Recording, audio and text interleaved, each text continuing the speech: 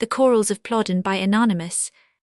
There dwelt formerly in the land of Whitewheat as well as in Cornwall, a race of dwarfs or Korrigans, who being divided into 4 nations or tribes, inhabited the woods, the commons, the valleys, and the farms. Those dwelling in the woods were called cornicanes, because they played on little horns which hung suspended from their girdles. The inhabitants of the commons were called Korils, from there spending all their nights in dancing. By moonlight the dwellers in the valleys were palpicans from their homes lying so low, and the Tews were wild black men living near the meadows and the wheat fields. But as the other Korrigans accused them of being too friendly with Christians, they were forced to take flight into Leon, where probably there may still be some of them remaining. At the time of which I speak, there were only then hereabouts the cornicanes, the palpicans, and the Korils, but they abounded in such numbers that after dark few people cared to venture near their stony palaces. Above all there lay in Plauden near the little market town of Lequeltas a common known as 32 Moten Dervin, or Place of Oaks, whereon there stood an extensive choral village that may be seen there to this very day. The mischievous dwarfs came out to dance there every night, and anyone adventurous enough to cross the common at that time was sure to be entrapped into their mazy chain, and forced to wheel about with them till earliest cockcrow, so that the place was universally avoided after nightfall. One evening, however, Benyad Gilcher, returning with his wife from a field where he had been doing a day's work, in ploughing for a farmer of Cadogal, took his way across the haunted heath, because it was so much the shortest road. It was still early, and he hoped that the Korrigans might not have yet begun their dance. But when he came halfway over the Moten Dervin, he perceived them scattered round about the blocks of stone like birds on a field of corn. He would fain have turned him back, but the horns of the wood dwarfs and the colchries of the valley imps already rose behind him. Benyad felt his legs tremble, and said to his wife, "Saint Anne, we are done for. Here come the cornicanes and the palpicans to join the Korils for their midnight ball. They will make us dance with them till daybreak, and it is more than my poor heart can endure."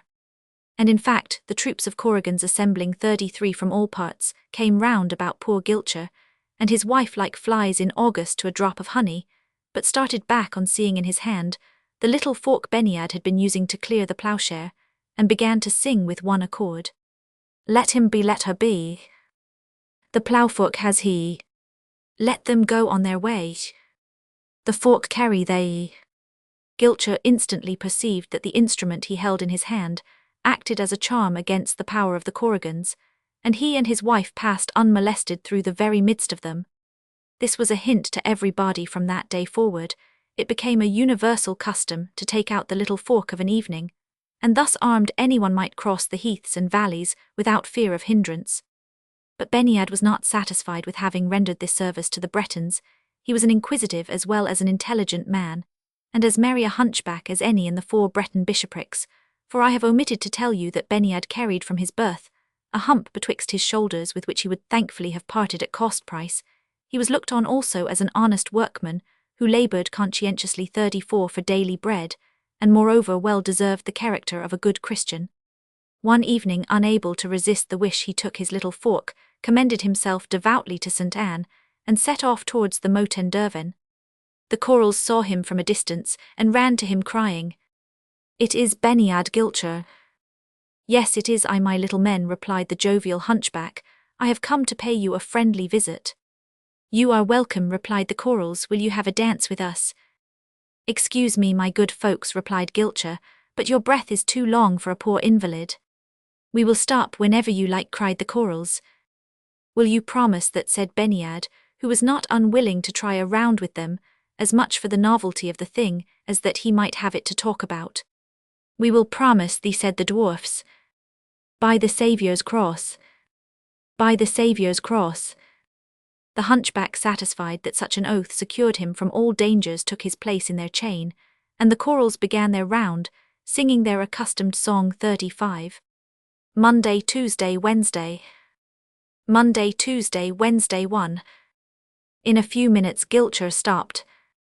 "With all due deference to you good gentlefolks," said he to the dwarfs, "your song and dance seem to me very monotonous. You stop too early in the week, and without having much claim to be a skilful stringer of rhymes, I fancy I can lengthen the chorus."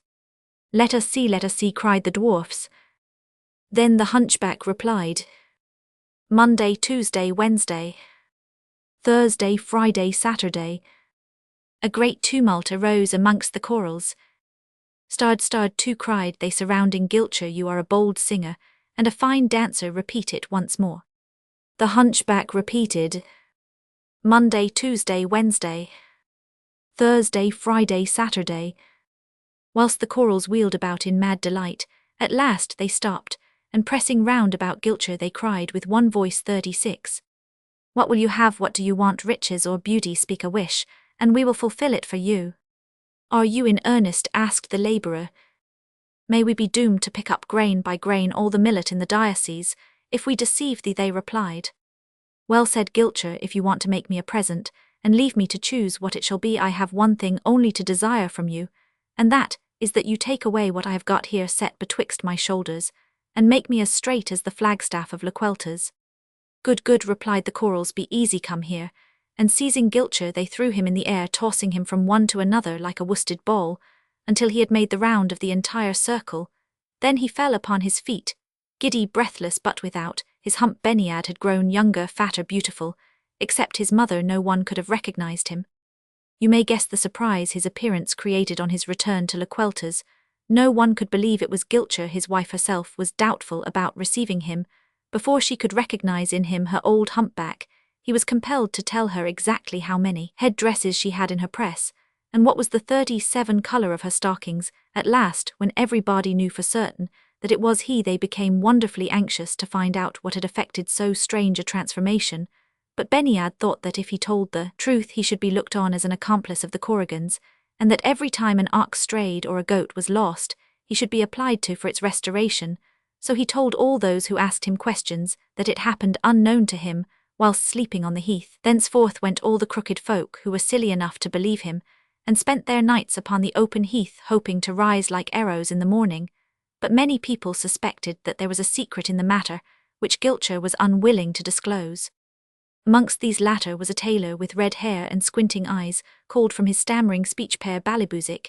He was not as is usual with his craft, a rhymester lively on his board, as a robin on its twig, and one who scented pancakes from afar as dogs do game. Balibuzik never laughed, never sung, and fed upon such coarse black barley bread that one could count the straws in it. He was a miser, and worse than that, a bad Christian, lending out his money at such heavy interest that he ruined all the poor day labourers of the country. Gilcher had long owed him 5 crowns, and had no means of paying 38 them. Père went in quest of him, and demanded them once more. The sidevant hunchback excused himself, promising to pay after fair time, but Balibuzik declared that the only condition upon which he would agree to any further delay was that of being at once put in possession of the secret how to grow young and handsome. Thus driven to extremities, Gilcher related his visit to the Korils, what words he had added to their song, and how the choice had been given him between 2 wishes. Père made him repeat every detail many times over, and then went away, warning his debtor that he would give him 8 days longer to lay hands on the 5 crowns. But what he had heard awakened within him all the rage of avarice. He resolved that very night to visit the Motenderven, to mix in the dance of Korrigans, and to gain the choice between 2 wishes, as proposed to Gilcher, namely riches and beauty. So soon therefore as the moon arose, behold Balibuzik the squinter on his way towards the common, carrying a little fork in his hand. The Korils saw him, ran to meet him, and demanded whether he would dance. Père consented, after making the same conditions as Benyad, and joined the dancing company of little black men who 39 were all engaged in chanting the refrain which Gilcher had increased. Monday, Tuesday, Wednesday, Thursday, Friday, Saturday. Wait, cried the tailor, seized with sudden inspiration, I also will add something to your song. Add, replied the Korils, and all once more exclaimed, Monday, Tuesday, Wednesday, Thursday, Friday, Saturday. They stopped, and Balibuzik stammered out alone. And the Sunday too. The dwarfs uttered a prolonged murmur. Well, they cried all at once. Sunday too, repeated the tailor. But go on. Sunday. Well. Sunday too. The choral chain was broken up. They ran about, as if furious at not being understood. The poor stammerer, terrified, stood speechless with his mouth wide open. At length, the waves of little black heads grew calmer. They surrounded 40 Balibuzik, and 1,000 voices cried at once, Wish a wish. Per took heart. A wish said he Gilcher chose between riches and beauty. Yes, Gilcher chose beauty and left riches. Well, for my part, I choose what Gilcher left. Well done, cried the Korils, come here, tailor. Per drew near in transport, they took him up, as they had done Benyad, threw him from hand to hand all round their circle, and when he fell upon his feet, he had between his shoulders what Gilcher had left, that is to say, a hump. The tailor was no more Balibuzik simply, he was now Tortic Balibuzik.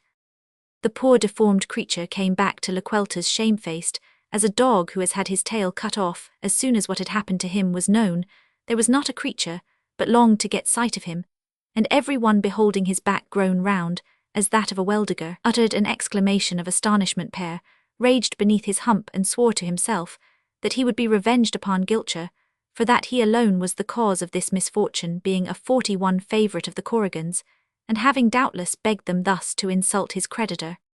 So the 8 days once expired, Tortic Balibuzik said to Benyad that if he could not pay him his 5 crowns, he would go and send the officers of justice to sell all he had. Benyad entreated in vain.